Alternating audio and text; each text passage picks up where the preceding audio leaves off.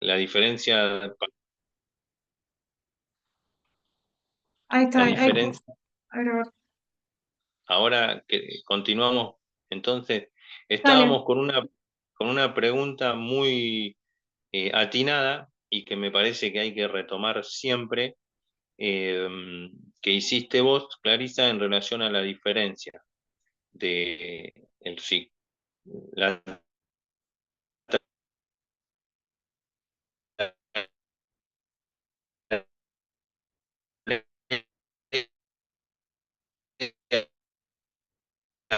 del psicólogo trabajando en el ámbito clínico.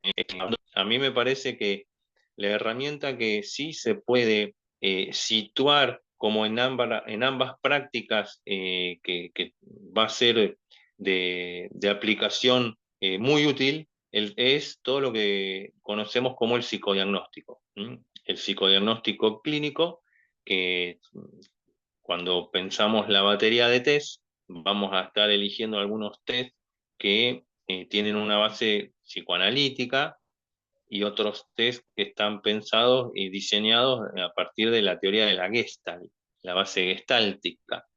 Bueno, yo creo que ahí tenemos herramientas que sirven tanto para la clínica como para lo forense, pero resulta que la práctica forense tiene cierta especificidad epistemológica, por eso implica una formación especializada. Por ejemplo, el informe que solicita un juez. eh, eh, a lo mejor te solicitan responder a puntos periciales. Bueno, tiene que ser lo más completo posible. Y cada vez más solicitan argumentos científicos, eh, validados científicamente, aceptados por la comunidad de científicos de una disciplina, y yo creo que ahí es donde cada vez tiene más lugar la psicología del testimonio. En cuanto a diferencias mucho más notorias, el secreto profesional, por ejemplo, en la práctica clínica, el secreto profesional ocupa un lugar que en la práctica forense eh, a lo mejor puede resultar que un tribunal o un juez eh, te hagan preguntas, te pidan una información y el secreto profesional que, que está legislado no tiene un rango superior a la pregunta que te esté haciendo el juez. Tenés que responder a lo que te pregunta el juez. Eh, en la clínica trabajamos a partir de una demanda.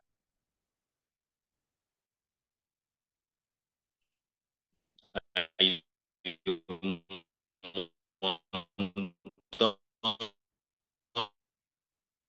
montón de, de que vivió con toda la demanda y que de la bajo ese sendero, ese camino que se va construyendo en lo clínico. Eh, en la clínica solemos eh, trabajar a partir del concepto de transferencia. ¿M? Bueno, en la praxis forense ni demanda ni transferencia. Es la no demanda, es la no transferencia. Eh, Después, a donde me parece que es importante también poner un acento, es que en la clínica la dimensión temporal eh, lo pensamos como una dimensión subjetiva. eh, Se puede pensar en plazos de tratamientos que van como a remolque del sujeto. ¿M? En cambio, en la praxis forense, yo creo que uno de los escollos que tenemos actualmente, por ejemplo, volviendo a la problemática de las denuncias calumniosas, en la praxis forense, el tiempo que pasa es una verdad que huye. Eh, la dimensión temporal es totalmente diferente para apreciar o valorar de forma totalmente diferente en la praxis forense y en la clínica. Importante esto que decís de la necesidad de la argumentación, de fundamentar lo que se dice en los informes, el método eh, Ujú, por medio del cual se llega a, a eso que se dice. mm. Entonces, quiere decir que el perito tiene que ser imparcial, porque vos decís también en tu libro que el perito es auxiliar de la justicia. Ujú. En este El, sentido, pe- la necesidad de la objetividad también. sí, el perito forense eh, tiene que poder responderle al juez lo que pregunta, eh, y si trabajás como perito oficial, trabajás bajo juramento de imparcialidad. Si Mm. trabajás como perito de oficio, bueno, hay una ética y una deontología profesional.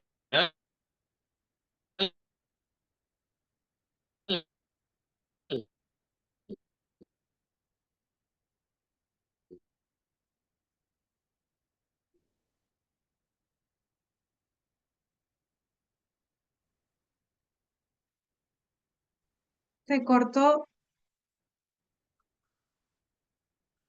Que tenés que abrazar y esperar, ¿no? Que responder, y se entrega,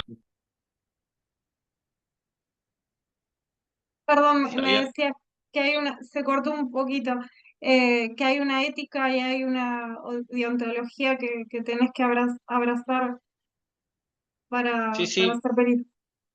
no sé en qué parte se cortó, pero Sí, sí, bueno, ahí se había cortado. el perito que es designado de forma oficial trabaja bajo juramento de imparcialidad. Sí, El perito de oficio tiene que poder responder lo más exhaustivamente posible a las preguntas, a lo que sea requerido, para lo cual sea convocado a responder. Eh, y el perito de parte o consultor técnico eh, también tiene que abrazar una ética profesional. eh, Tenés que después dar respuesta, a lo mejor, de lo que diste por escrito.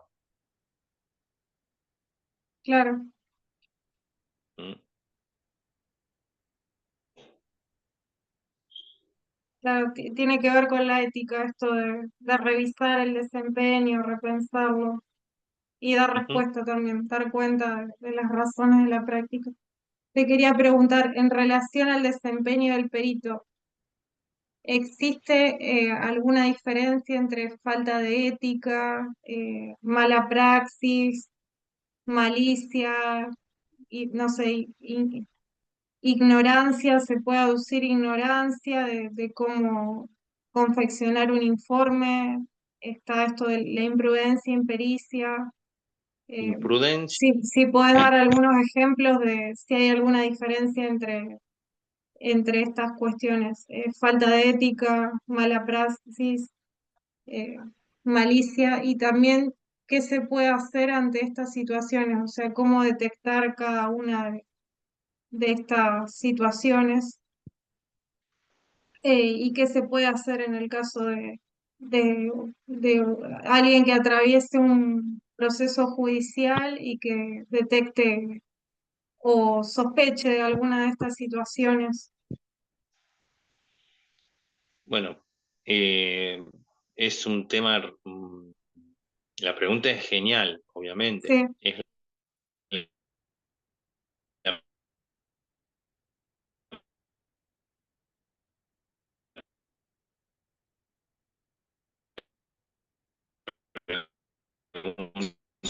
pregunta que, es la per- pregunta que escuchando, perdón, se cortó de eh, nuevo, sí. Sí, me decías que estaba buena la pregunta. me parece que la pregunta en relación a imprudencia, impericia, negligencia, que son las formas que pueden tomar la mala praxis, bueno, yo creo que la sociedad de alguna forma uno podría escuchar que nos están pidiendo que demos respuesta al respecto.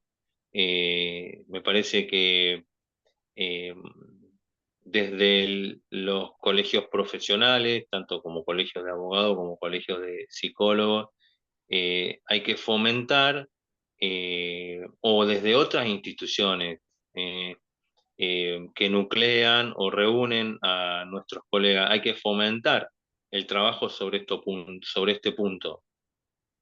Eh, bueno, en relación con tu pregunta, yo creo que hay que apostar a una construcción conjunta del saber sobre la práctica. Eh, Lamentablemente, como nos suele pasar como sociedad, como decía Hegel, con esa idea del péndulo, el péndulo hegeliano que nos explicaba que a veces en nuestra sociedad nos manejamos hacia un extremo, por ejemplo, ideológico, diría yo, luego de una década o de un determinado periodo en un extremo situado, nos manejamos hacia el otro extremo. eh, yo creo que los extremos ideológicos dañan la capacidad de conocer,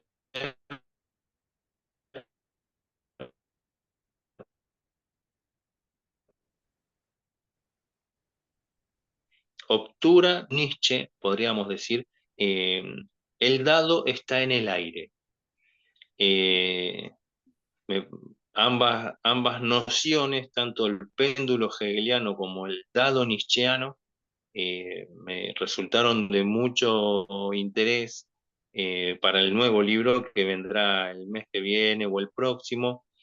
Eh, Interesante esas ideas. bueno, Perdón, y en en, referencia al dado decías algo porque se cortó un poquito también. ¿Qué decías sobre el dado que está en el aire? Lo eh, que decía justo hay, antes. muchos- hay, muchos, hay muchos debates actuales en los cuales el dado está en el aire.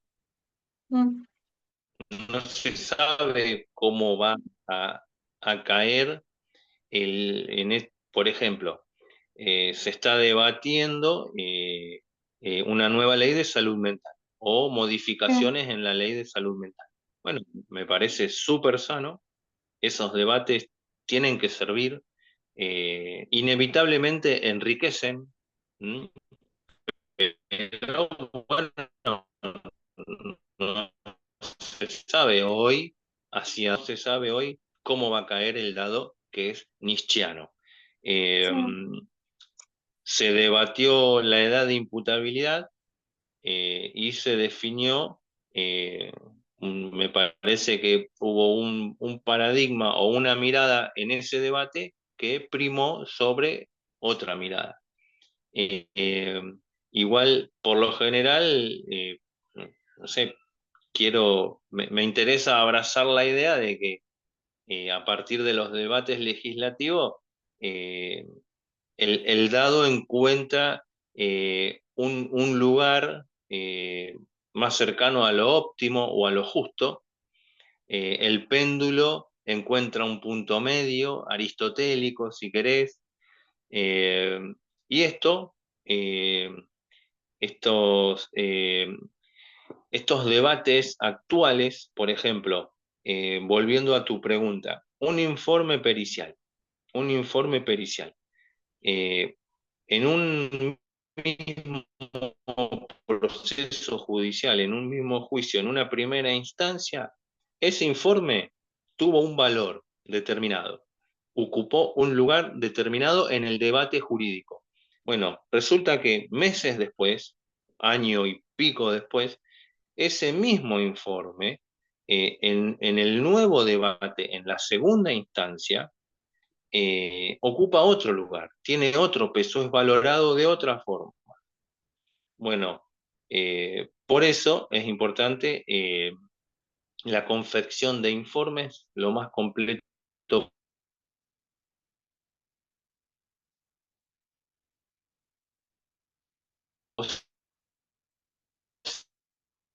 posible que le permita de la justicia, del funcionamiento de la justicia. Eh, Colabora con su letra escrita a partir de conocimientos científicos que plasma en un informe que, repito, eh, si lo lees desde un lugar eh, ideológico, lo podés valorar de determinada manera, y si lo lees desde otro lugar, lo podés valorar de otra determinada manera. Entonces encontramos que esos debates que son sociales y legislativos se presentan también en, en el debate jurídico. A mí me parece súper interesante. Claro. Em, Te quería consultar en esto que decías del valor de los informes psicológicos. ¿Quién decide qué validez tiene un informe psicológico? Porque, bueno, conocemos de esto de la necesidad de la ética del perito, que tiene responsabilidad, tiene que dar respuesta y también, eh, o sea, tiene que dar respuestas sobre lo que se le pide y también tiene que dar respuestas acerca de su trabajo. En esto que decías de la fundamentación, de la argumentación. eh, ¿Cuál es la responsabilidad, por ejemplo, del juez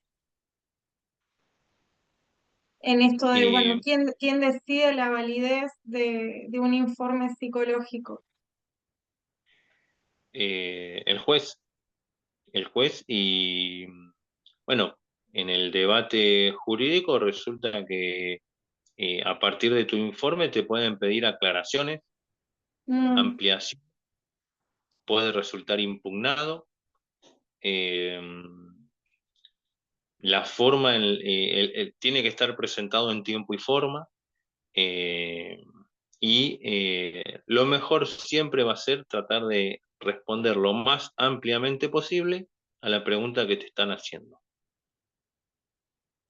claro, Eh, y bueno, eh, la justicia, el funcionamiento de la justicia, eh, en los procesos judiciales que he presenciado, uno escucha, asiste a debates jurídicos. En esos debates se valoran de una manera o de otra manera informes u otras pruebas. Se les da mayor valor o menor valor, ocupan un lugar y después en el siguiente debate, en la otra instancia, ocupan otro lugar. No solo el informe del perito psicólogo, otras pruebas también. ¿Mm? entonces, volviendo al tema de la ética profesional, eh, ¿tanto juez como perito tienen la misma responsabilidad o el juez tiene mayor responsabilidad por esto de tomar la decisión de si es válida esta prueba? No, no, yo creo que Va a prueba, no sé si decirle prueba o utilizarla como medio de prueba. una prueba que puede ser valorada de diferentes formas. Claro, Y la responsabilidad del perito eh, forense, eh, insisto, está en la confección del informe, recabar toda la información necesaria que esté en el expediente, eh, y en las entrevistas con el peritado, para poder confeccionar un informe lo más exhaustivo posible, respondiendo a las preguntas que te están haciendo. Y no es juez, el perito no es juez. Eh, el juez será el encargado de valorar de una forma u otra la validez de ese informe como prueba, o el peso específico que se le otorgue a ese informe como prueba. sea, cuando decís el perito no es juez, te referís a que el perito no puede determinar si el hecho existió o si o quién lo cometió. Me, me No, no, refiero a que, me refiero a que eh, es tarea del juez juzgar. no entiendo. Yo creo que ahí hay una imparcialidad y una objetividad que tiene que formar parte de la ética profesional. Claro. Igual, igual hay muchísima bibliografía al respecto, hay mucho por conocer y daría motivo para siguientes charlas Para ir al cerrando, respecto. sí, para ir cerrando, te quería consultar eh, qué valor se le da a los diagnósticos psicológicos. ¿Cuál es el valor que tiene realizar un diagnóstico psicológico de una Y por persona? ejemplo, ¿Son determinantes o no para definir si se cometió un hecho, si se le atribuye culpabilidad o responsabilidad a alguien? tiene una importancia. La relación, eh, bueno, es enorme la cantidad de cosas que se pueden decir al respecto, pero como sabemos, el neurótico, el psicótico, el perverso, eh, tienen una relación muy diferente con sus discursos. Mm. Eh, la categoría de mentira y verdad ocupan un lugar muy diferente en la distinta estructura. Eh, la relación con la realidad eh, y con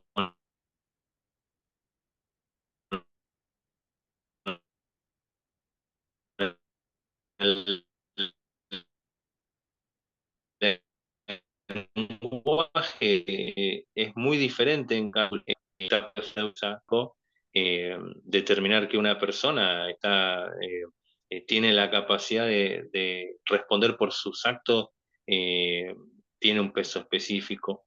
Eh, bueno, es enorme la cantidad de cosas que se podría decir al respecto, pero sí, el diagnóstico es una parte muy importante del trabajo del psicólogo forense. Por eso volvemos a que las herramientas que conforman eso que conocemos como el psicodiagnóstico clínico eh, son importantes no solo en la clínica, sino en lo forense también. Ya una última pregunta. ¿La pericia eh, puede ser eh, un medio de prueba fundamental en estos casos donde no hay otro tipo de pruebas? Qué sé yo, la otra vez he escuchado un caso de, por ejemplo, ma- eh, era un homicidio y, y decían, bueno, que había mala relación entre un padre y un hijo y no se podían encontrar pruebas determinantes, había como que eso era un indicio. La pericia puede ser un indicio en el caso de que no haya pruebas materiales, pues es considerada como un indicio o se le otorga un valor más importante. No sé si me explico. En esos casos donde no hay pruebas materiales, ¿se le otorga a la pericia psicológica un valor más importante o es un elemento más entre los otros o un indicio? ¿Cómo podríamos pensar esas situaciones? Eh, Cuando mencionas casos donde no hay pruebas, pienso, por ejemplo, en los delitos de alcoba, Mm, donde una persona dice, eh, abusó de mí, me violó. ¿Mm? mm, Bueno, es allí donde es muy difícil, eh, que es una de las problemáticas actuales, ¿no es cierto? Se denuncian falsamente delitos que el acusado termina intentando probar su inocencia cuando en realidad en la Constitución dice de que todos somos inocentes hasta que se demuestre lo contrario. Y suele cometerse el error de precipitarse en simplemente accionar a partir de los dichos de alguien. Eh, yo creo que en este caso de las denuncias falsas, por ejemplo, habría que poder peritar, ¿m? No solo al denunciado, sino también a la persona que realiza la denuncia. Y esto interesante. no tiene que ser confundido con la revictimización. Yo creo que esto hay que debatirlo. No estamos, no soy de la idea de revictimizar, pero me parece que poder hacer una investigación exhaustiva de los relatos que hay en torno a un supuesto hecho, eh, tanto del lado de la persona denunciada, presunto, eh, culpable, como del lado de la persona que denuncia, que es presunta víctima. Yo creo que hay que poder investigar en muchas situaciones, habría que contar con la herramienta legal que permita investigarse hacia ambos lugares, eh, para determinar eh, la credibilidad de los relatos, por ejemplo. Y no sé si responde algo de lo que estabas preguntando. Sí, es muy interesante esta propuesta. Mm, Sí, sí, yo te preguntaba porque a veces da la sensación justamente en esos casos de que se le da mayor validez a la pericia psicológica de justamente del acusado que que esto de la ausencia de bueno otras pruebas eh, materiales, otros indicios, y bueno, también falta también la pericia psicológica, me parece, de la otra parte, de quien denuncia, porque si no es como que está desequilibrada la situación. No, no veo que sea mm. justo u objetivo hacerle una pericia a una sola persona, más cuando hay ausencia de pruebas físicas o indicios, cuestiones materiales. Sí, ha sido interesante Mm, el, el debate legislativo en relación al proyecto de, mm, del proyecto legislativo, justamente de aumentar las penas en expectativa para las denuncias falsas o denuncias calumniosas. Y yo creo que es un debate que hay que seguir dando. sí. Mm. Bueno, muchísimas gracias por tu participación. Fue muy interesante todo lo que estuviste comentando, así que un gusto estar hablando con vos.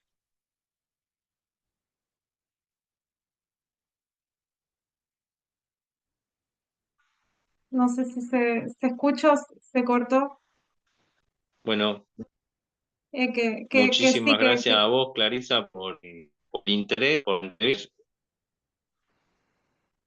A pesar de las dificultades con la tecnología sí, y la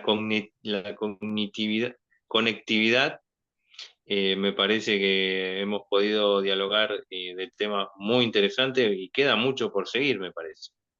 Sí, así que también los invitamos a los que vean esta, esta entrevista, esta charla, también a que dejen sus comentarios, sus preguntas, para también poder seguir pensando, reflexionando sobre estos temas, en mi punto de vista, tan importantes en estos Mm. tiempos. Y como vos decías, muy importante la investigación y también el debate en estos temas de falsas denuncias, bueno, y también lo que comentabas de los otros proyectos de ley, seguir reflexionando sobre esos temas.